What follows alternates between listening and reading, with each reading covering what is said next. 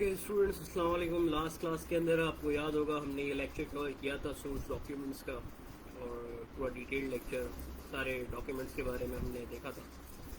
Today we are going to solve some practice questions related to this topic. तो वो practice questions मैं आप लोगों के सामने शो कर रहा हूँ इस वक्त, ठीक है। और उन प्रैक्टिस क्वेश्चंस की फाइल मैं आप लोगों को व्हाट्सएप भी कर दूँगा। तो लेट्स स्टार्ट। होपफुली आप लोगों ने प्रीवियस वीडियो को एक बार वापस से देखा होगा ताकि आपको ये सारे कॉन्सेप्ट्स रिवाइज हुए हों, ठीक है। इन सारे सोर्स डॉक्यूमेंट्स के पर्पस, इनकी डेफिनेशन डिटेल के अंदर हमारी लास्ट क्लास के अंदर कवर हुई थी। अच्छा, आज हम ये स्ट्रक्चर्ड क्वेश्चंस डिस्कस करने जा रहे हैं इन सारे क्वेश्चंस का, ठीक है। तो सबसे पहले क्वेश्चन आपके सामने हैं। काइंडली क्वेश्चन नंबर 1, 2 एंड 3 को एक बार देख लें सब लोग, ठीक है। स्टार्ट में हम ये 3 क्वेश्चन सॉल्व करेंगे and you guys need to write it down, ठीक है। सारे आंसर्स आपने प्रॉपरली अपने रजिस्टर्स के अंदर फेयर करने। थ्योरी है तो थ्योरी फेयर करनी है, कैलकुलेशन है तो कैलकुलेशन की वर्किंग शो करनी है, यानी पूरा प्रॉपरली इसको आपको अपने रजिस्टर्स के अंदर नोट डाउन करना है। तो फर्स्ट 3 क्वेश्चंस को ज़रा रिव्यू कर लें सब लोग, इसके बाद स्टार्ट करें।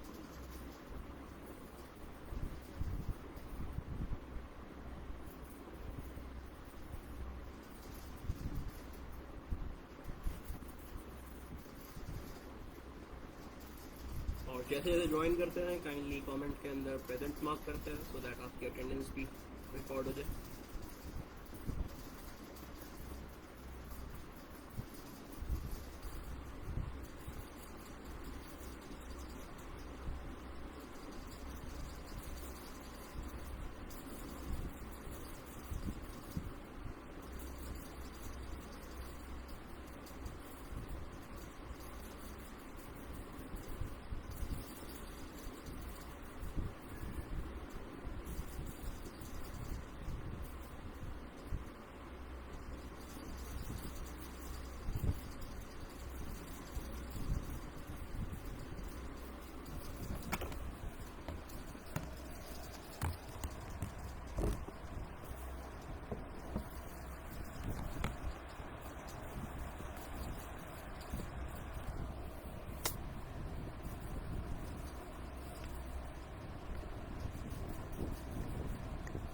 Okay, so let's start students. सबसे पहला क्वेश्चन हमारे पास है, explain the purpose of statement of account. तो इट्स रियली स्ट्रेट फॉरवर्ड। आप लोगों को लास्ट क्लास के अंदर भी बताया गया था कि स्टेटमेंट ऑफ अकाउंट का पर्पस क्या होता है। स्टेटमेंट ऑफ अकाउंट का पर्पस सिर्फ और सिर्फ एक रिमाइंडर सेंड करना होता है, एक आपके बैलेंसेस का स्टेटस भेजना होता है। यानी उसमें आप सिर्फ सामने वाली पार्टी को एक रिमाइंड कराते हो कि भाई आपका इतना बैलेंस मौजूद है, ठीक है ना। So it's just a reminder. अच्छा, कौन भेजता है? ये हमेशा सेलर सेंड करता है, ठीक है। किसको? बायर को, ताकि बायर को उसका बैलेंस बताया जा सके कि आपका इतना बैलेंस अभी बाकी है। So it's just a reminder, it's not a new transaction. सही है। तो इसकी एक्सप्लेनेशन भी बिल्कुल ऐसे ही होगी। साइड में लिख लेते हैं, स्टार्ट करते हैं, ठीक है। First of all question number 1, तो आंसर नंबर 1 हम स्टार्ट कर रहे हैं। The purpose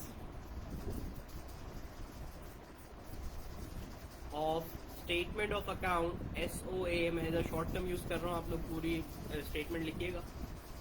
purpose of SOA is to send a reminder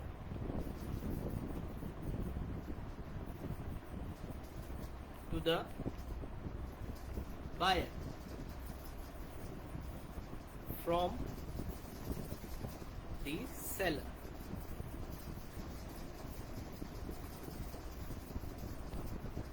to aware him about the balances and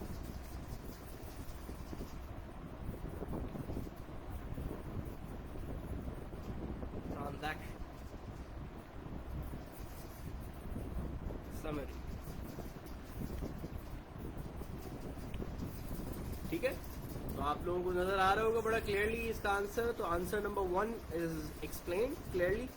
सब लोग देख सकते हैं स्टेटमेंट ऑफ अकाउंट का यही पर्पज होता है, जिसने लास्ट क्लास ली थी उसको ऑलरेडी पता था। सो काइंडली आप लोग भी इसी तरीके से नोट डाउन करें अपने आंसर्स, ठीक है। हेडिंग डालें सोर्स डॉक्यूमेंट के practice question, structured questions, and then start. So answer number 1 is in front of you, and again if there is any question you may ask your question in the comment box. Now number 2, neither the supplier nor the customer makes entries in their accounting records when a debit note is issued. Explain why. अच्छा, इसका कोई reason बताएगा कि debit note के time ना customer ना supplier दोनों entry नहीं बनाते। डेबिट नोट जब इशू होता है, डेबिट नोट कब इशू होता है भाई? When there is a purchase return, right? ये आपको बताया गया था। लेकिन डेबिट नोट बनाते हुए कोई एंट्री नहीं बनती है।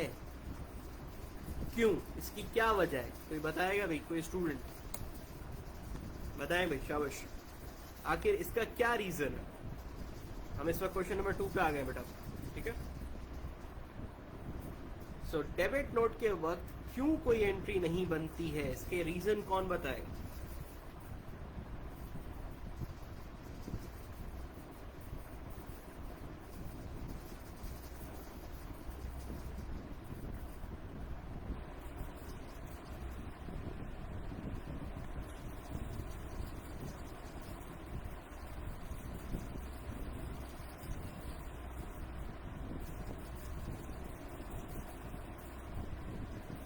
भाई, तो इसका रीज़न अब आपके सामने बता देते हैं। इसका रीज़न, जो सही रीज़न है वो ये है कि देखें, डेबिट नोट का मतलब क्या है कि आप परचेज रिटर्न कर रहे हो, ठीक है। आपने जो चीज़ खरीदी है आप उसको रिटर्न कर रहे हो along with a document. But जब तक सेलर उसको एक्सेप्ट ना कर ले, और वो उसके रिप्लाई में क्रेडिट नोट इशू ना कर दे, जब तक तो कंफर्म ही नहीं है। आप परचेज रिटर्न कर रहे हैं, अगर मैं एक्सेप्ट ही नहीं कर रहा तो आपकी परचेज रिटर्न तो कोई वैल्यू ही नहीं रखती ना। ये तो मेरी एक्सेप्टेंस के ऊपर है कि मैं वो रिटर्न एक्सेप्ट कर रहा हूँ या नहीं कर रहा। तो जब तक मैं उस डेबिट नोट के रिप्लाई के अंदर आपको क्रेडिट नोट इशू ना कर दूं कि हाँ ओके फाइन, मैंने आपका एक्सेप्ट कर लिया रिटर्न, जब जाके ट्रांजैक्शन कंप्लीट होगी और उस टाइम पे ट्रांजैक्शन एंटर की जाएगी दोनों साइड पे। समझ आ रही है बात? डेबिट नोट बनाते वक्त आप ट्रांजैक्शन रिकॉर्ड नहीं कर सकते, बिकॉज उस वक्त कोई कंफर्मेशन नहीं है। आप मुझे भेजेंगे गुड्स, मैं चेक करूंगा कि कहीं भाई यूज तो नहीं हुए थे, कहीं हो सकता है आपकी तरफ से तो कोई गलती नहीं थी, ठीक है ना। ऑब्वियसली मेरा ये राइट है, तो मैं पहले चेक करूंगा गुड्स, कंडीशन देखूंगा उसकी। हाँ, मैं बोलूंगा हाँ भाई वाकई में फॉल्ट है, या हो सकता है आप जेन्युइन रीजन की वजह से भेज रहे हैं। Then I will give you a credit note in reply, and then the transaction will be recorded in both the books, ठीक है। सप्लायर और बायर दोनों के बुक्स में जब रिकॉर्ड होगी। तो आंसर नंबर 2 भी समझ में आ गया होगा आप लोगों को, that when the debit note is issued, it is not confirmed. It is not confirmed or sure that the return will be accepted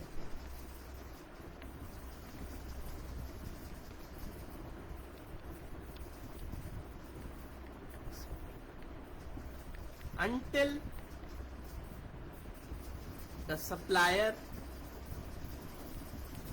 agree and send a credit note.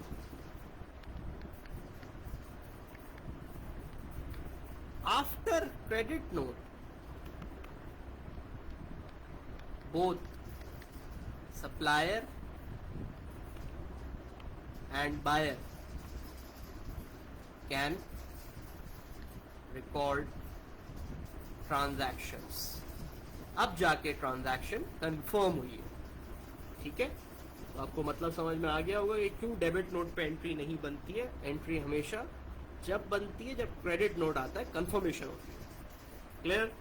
तो दोनों आंसर आपके सामने आ गए। बड़ा थ्योरेटिकल और conceptual से questions थे, लेकिन ये है कि आप लोगों को पता होनी चाहिए सारी चीजें। सिर्फ देखो डेफिनेशन की हद तक सोर्स डॉक्यूमेंट नहीं आता, ये आप देख रहे हैं इस तरीके के क्वेश्चन वो पूछता है। Now question number 3। Question number 3 में वो आपसे क्या पूछ रहा है भाई? क्वेश्चन नंबर 3 के अंदर आपसे पूछ रहा है, Tracy is a credit customer of Lydia. ठीक है, Tracy is a credit customer of Lydia. तो लीडिया कौन हुआ? लीडिया सप्लायर है और ट्रेसी कस्टमर है। सही है। The following documents are issued in February 2008: cheque, receipt, invoice, statement of account, debit note and credit note. ठीक है, ये सारे डॉक्यूमेंट्स इशू हुए हैं। ये सारे डॉक्यूमेंट्स इशू हुए हैं, इन लोगों ने ट्रांजैक्शंस की हैं। कौन कौन से? Cheque, receipt, invoice, statement of account, debit note, credit note. Now complete the table below listing the documents in order in which they would be issued. Name the person who would issue each document. A very interesting case, very interesting question. आप लोगों को इन documents के क्या करनी है, sequence बतानी है और साथ साथ ये भी बताना है कि कौन किसको भेज रहा है। ठीक है, नाम लिखना है सिर्फ। यानी अगर फॉर एग्जाम्पल आपको लगता है ट्रेसी सेंड कर रही है तो आगे आप लिखेंगे ट्रेसी। अगर आपको लगता है नहीं लीडिया सेंड कर रही है तो उसको बोलेंगे आप लीडिया। ठीक है, तो दोनों में से जो भी आपको लगता है कि जो पर्सन सेंड कर रहा हुआ डॉक्यूमेंट उसका नाम आएगा इधर और डॉक्यूमेंट का ऑर्डर इशू इधर आएगा।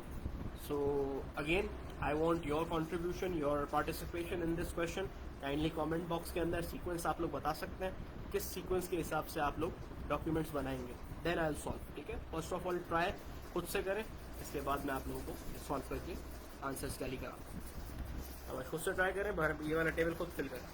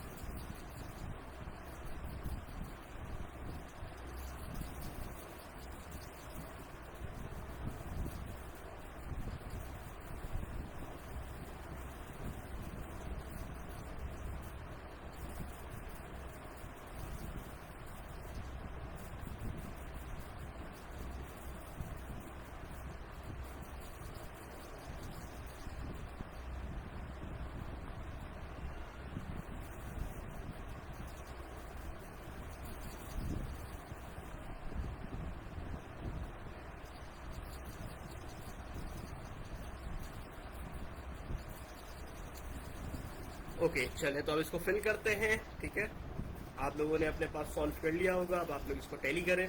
ठीक है, सबसे पहले document in order of issue, तो आप लोगों को सबको पता है कि सबसे पहले इनवॉइस जनरेट होती है। ठीक है, बिल जनरेट होता है ना सबसे पहले, और इनवॉइस हमेशा कौन भेजता है? सेलर भेजता है। तो सेलर इस वक्त कौन है? सप्लायर कौन है? लीडिया।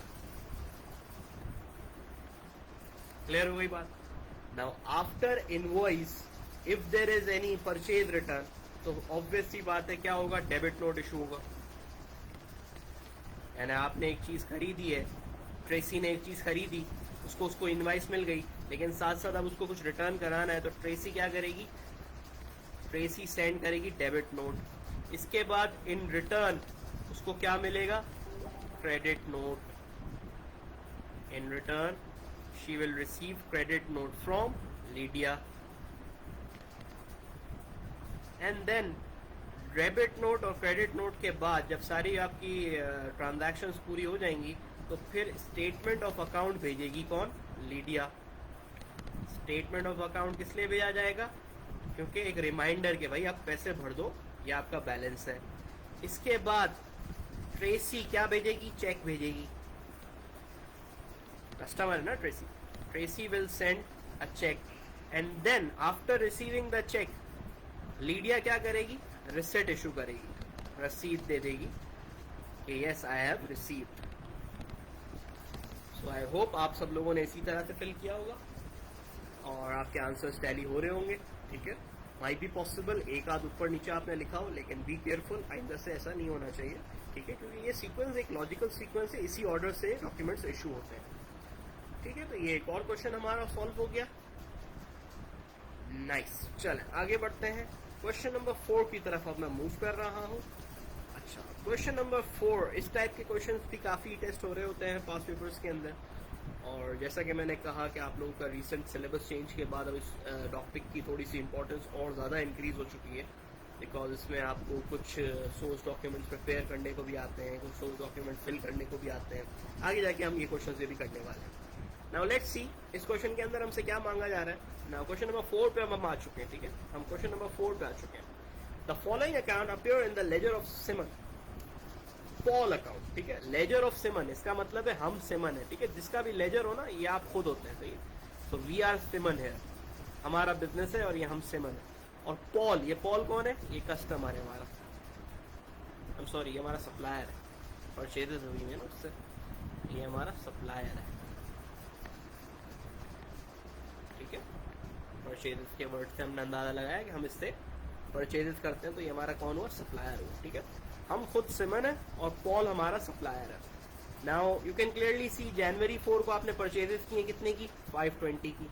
इसके बाद आपने जनवरी 7 को क्या किया है, परचेज रिटर्न किया है। इसके बाद जनवरी 21 को आपने क्या किया, पेमेंट करी है, और आपको साथ साथ डिस्काउंट भी मिला है $10 का। तो आपने तकरीबन अपना अकाउंट क्लोज कर दिया है पॉल के साथ, ठीक है ना। अब इस अकाउंट को देखते हुए जरा पार्ट ए को देखिए। Complete the following table by placing a tick against each document that Simon would have used as a source of information in preparing the above account.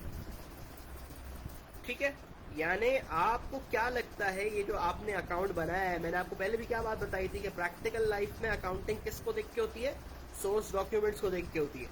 वहां पे कोई ट्रांजैक्शन थोड़ी मिलेंगे आप लोगों को जैसे एग्जाम्स के अंदर मिलती है, वहां पे तो आप सोर्स डॉक्यूमेंट देख के ट्रांजैक्शन एंटर करते हो।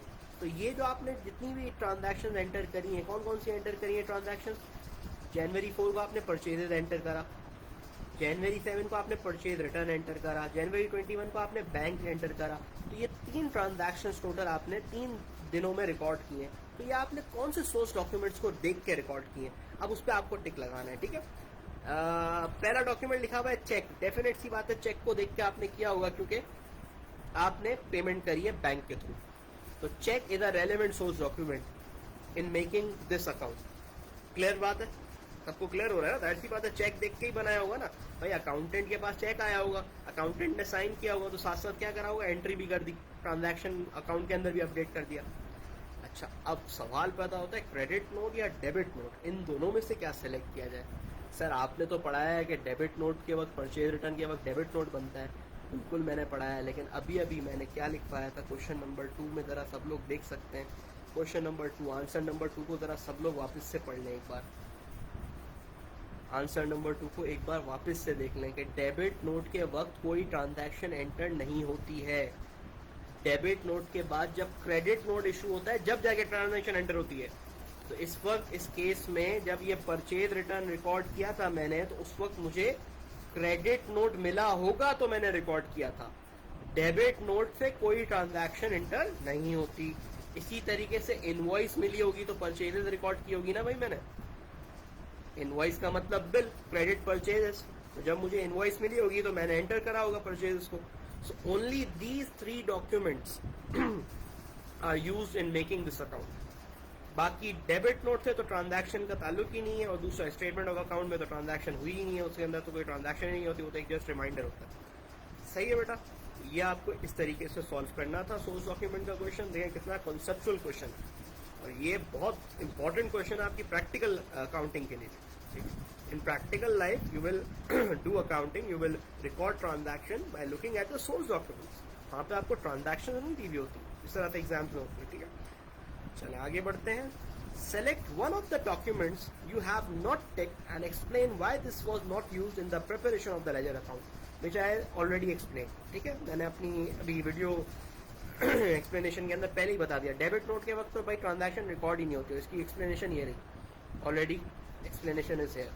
एंड स्टेटमेंट ऑफ अकाउंट की एक्सप्लेनेशन क्या है, स्टेटमेंट ऑफ अकाउंट की एक्सप्लेनेशन ये है कि आप स्टेटमेंट ऑफ अकाउंट में कोई ट्रांजैक्शन नहीं करते, वो तो जस्ट रिमाइंडर होता है, ठीक है। तो उसको आप किसी भी पर्टिकुलर अकाउंट के लिए यूज़ नहीं कर रहे होते रिकॉर्ड करने के लिए।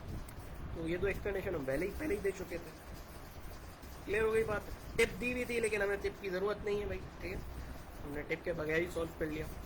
शाला अब ये क्वेश्चन है ना, ये आया ज़बरदस्त किस्म का क्वेश्चन, और इस क्वेश्चन के अंदर आप देख सकते हैं एक सेल इनवॉइस बनी हुई नज़र आ रही होगी आप लोगों को, ठीक है।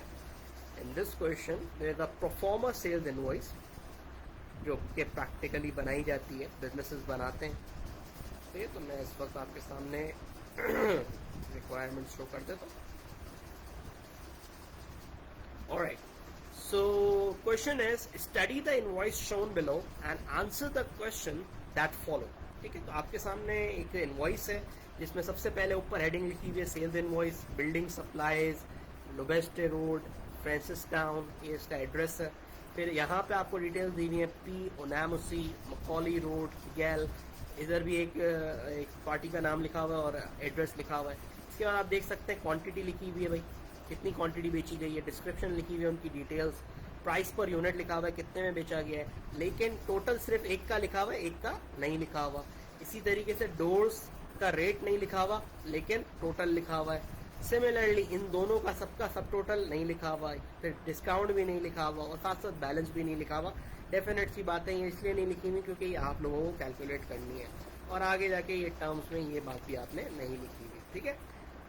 तो ये कुछ क्वेश्चंस, ये कुछ रिक्वायरमेंट्स हैं जो कि अभी फिल नहीं हुई हुई हैं, जो हमें फिल करनी है, डेफिनेट सी बात है, ठीक है। सो आप ये देखें एक बार, इस इनवॉइस को एक बार थोड़ा सा वापस से एनालाइज करें and then we'll start to fill these boxes. क्योंकि क्वेश्चन नंबर भी यही है, state the name of the business issuing the invoice. हाँ, ये बड़े इंपॉर्टेंट बात है कि ये इनवॉइस किसने इशू की है, ये बात भी देखने की, और हम बताएंगे अभी आगे। Calculate and write down the missing amounts 1 to 4, ये जो मिसिंग बॉक्सेस हैं इसके अंदर अमाउंट्स भी फिल करेंगे। साथ साथ state the word which is missing at 6, यहाँ पे क्या वर्ड आएगा ये भी हम देखेंगे। और explain why the supplier has allowed the customer discount, trade discount, ठीक है। ये मैं ऑलरेडी पढ़ा चुका हूँ लेकिन अगेन चले, डिस्काउंट का एरिया आ गया है तो इसको भी एक्सप्लेन कर देंगे। तो ज़रा एक बार नज़र देख लें इनवॉइस पे and then will start.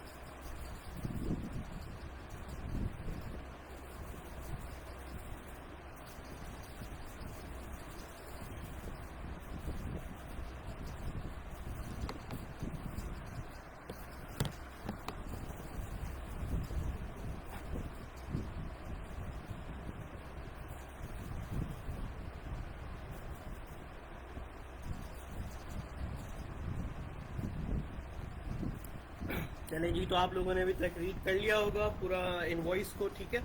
So let's start. सबसे पहला सवाल क्या है, state the name of business issuing the invoice. देखिए, हमेशा इनवॉइस के जो ऊपर टॉप पे जिसका नाम होता है ना, वही हमेशा इनवॉइस को सेंड कर रहा होता है। तो इस वक्त सबसे टॉप पे किसका नाम है, building supplies. So the answer is building supplies, building supplies, right.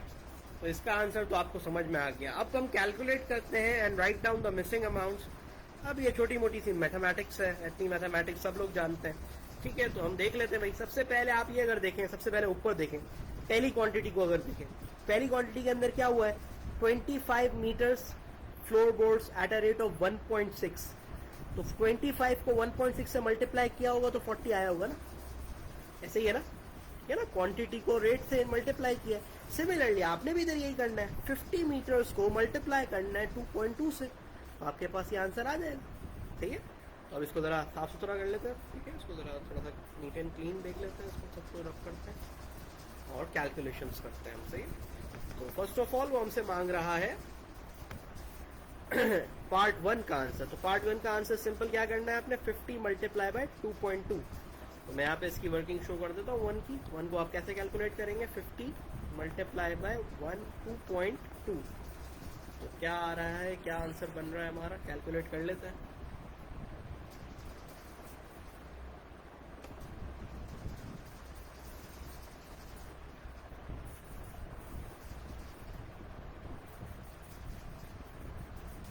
ये बन रहा है हमारा 110, ठीक है। तो हमें पहला आंसर मिल गया हमारा, ये आ गया हमारा 110, सही है, 110। अब नीचे पार्ट 2 में इसने हमसे रेट छुपा लिया है, तो कोई बात नहीं, इसने हमें टोटल तो दिया हुआ है ना। तो अब थोड़ी सी अगेन मैथमेटिक्स यूज करेंगे। जब टोटल दिया हुआ है, आपको साथ साथ क्वांटिटी भी दी हुई है। कितनी क्वांटिटी है, 6 डोर्स, नजर आ रही है। टोटल आपको ये भी अमाउंट भी दी हुई है और साथ साथ आपको क्वांटिटी भी दी हुई है। तो आपने क्या करना है, सिंपल क्वांटिटी से डिवाइड कर देंगे आप। तो पार्ट 2 की वर्किंग आप किस तरीके से शो करेंगे, इस तरीके से, $300 डिवाइडेड बाय 6 डोर्स। तो एक डोर की हमारे पास वैल्यू आ जाएगी। तो 300 डिवाइड बाय 6 कितना होता है भाई, 300 डिवाइडेड बाय 6 होता है $50। तो ये आपको पार्ट 2 का भी आंसर पता चल गया, ठीक है, $50।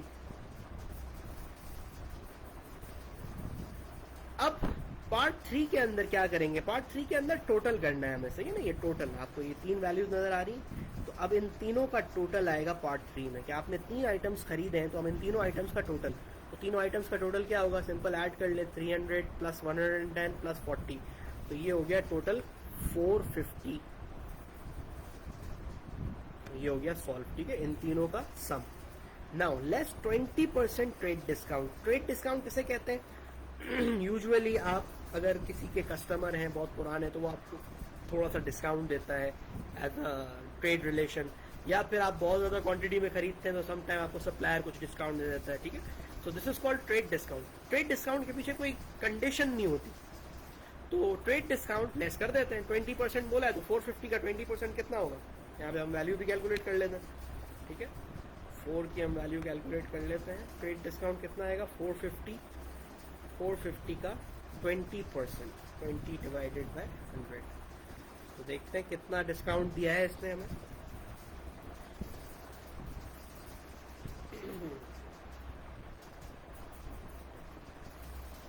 तो इसने हमें $90 का डिस्काउंट दिया है। तो आप यहाँ पे $90 लिख सकते हैं, ठीक है। अच्छा, अब इसको मैं लिखूंगा ब्रैकेट में, ठीक है। यूजुअली अकाउंटिंग के अंदर जो भी नेगेटिव वैल्यू होती है ना, उसे ब्रैकेट में लिखा जाता है। माइनस का साइन यूजुअली नहीं लगाया जाता है, उसे ब्रैकेट के अंदर लिखा जाता है, ठीक है। तो ज़रा मेरे ब्रैकेट्स थोड़े से इस तरीके के होते हैं, आप लोग नॉर्मल ब्रैकेट्स भी लगा सकते हैं, कोई इशू नहीं है। इस तरीके से भी आप लिख सकते हैं। मेरी आदत है, मैं थोड़ा सा पॉइंटेड ब्रैकेट्स बनाता हूँ। ऑलराइट, तो अब आप क्या करेंगे, सिंपल नेट वैल्यू लिखेंगे, 450 में से 90 माइनस कर दें, 450 में से 90 माइनस करेंगे तो आपके पास क्या वैल्यू आ जाएगी, वो वैल्यू आपका 5 का आंसर होगा। 450 माइनस 9 माइनस 90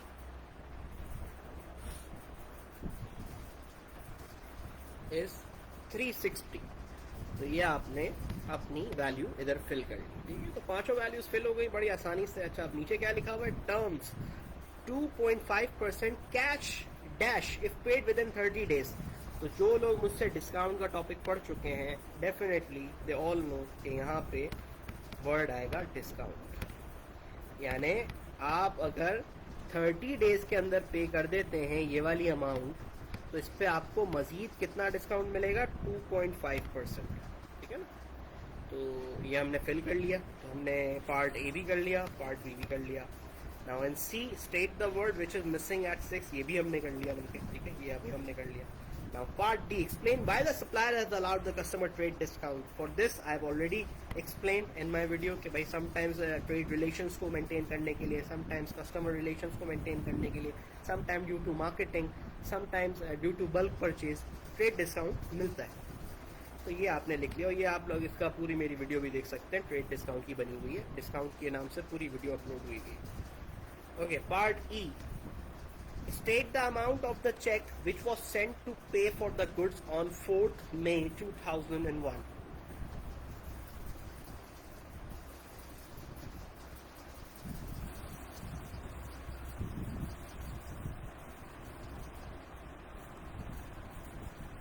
अच्छा, अब ये देखें, ये डेट कब की है बेटा, ये डेट आपकी है 13 अप्रैल। इनवॉइस कब बनी है, 13 अप्रैल को बनी है, नजर आ रही है।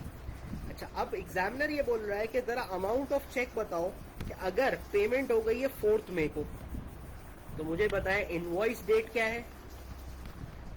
इनवॉइस डेट है आपकी 13 अप्रैल,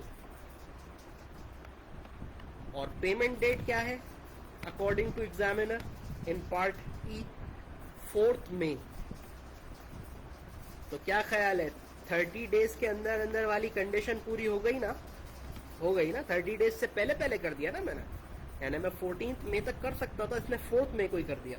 तो 30 डेज से पहले पहली वाली कंडीशन हो गई, तो मुझे कितना मजीद डिस्काउंट मिलेगा, 2.5% मुझे मजीद डिस्काउंट मिलेगा। किस अमाउंट पे, इस अमाउंट पे 360 पे। अब जब मैं पेमेंट करूंगा तो मैं क्या करूंगा, 360 में से पहले 2.5% माइनस करूंगा, सही है। तो इसकी मैं वर्किंग यहाँ पे शो कर रहा हूँ, पार्ट ई। तो आपकी अमाउंट बनती थी 360, लेकिन अब आप क्या करेंगे, 360 में से पहले 2.5% डिस्काउंट कैलकुलेट करेंगे, और ये कौन सा डिस्काउंट है, कैश डिस्काउंट, सही है। तो जरा देखते हैं इसकी क्या वैल्यू बन रही है, 360 का 2.5% कितना होता है।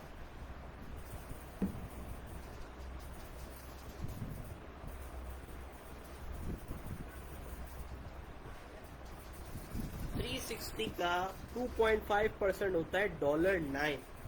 अब 360 में से आप इतना डिस्काउंट कर देंगे माइनस, तो आपके पास वैल्यू आ जाएगी कि आप कितने का चेक बनाएंगे। तो बड़ा आसान सा आंसर है 351, यानी इतने का आपका चेक बनेगा। सो पार्ट ई भी हमारा कंप्लीट हो गया इस तरीके से। और अब एक छोटा सा टेबल रहता है, और इस क्वेश्चन के साथ साथ आपका ये टॉपिक भी कंप्लीट हो जाएगा, सही है।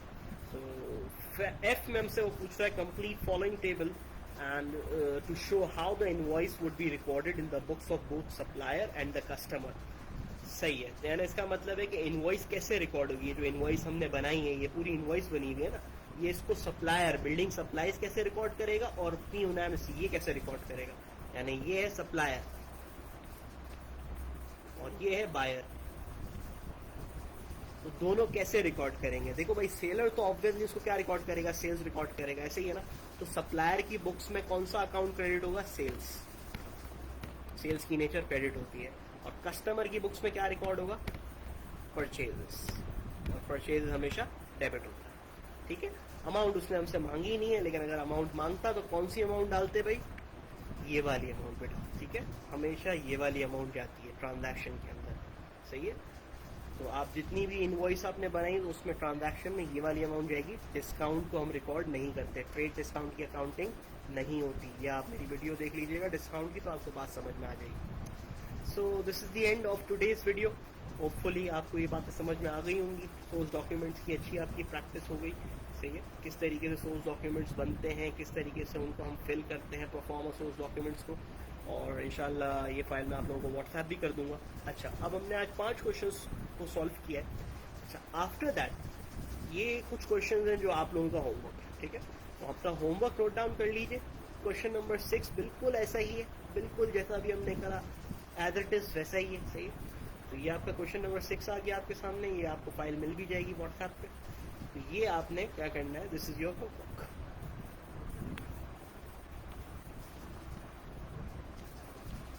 इसको आपने खुद से कंप्लीट करना है and you have to send me. Alright, so let's end today's lecture. Hopefully आप सब लोगों को बात समझ में आ गई होगी। If there is any question feel free to ask.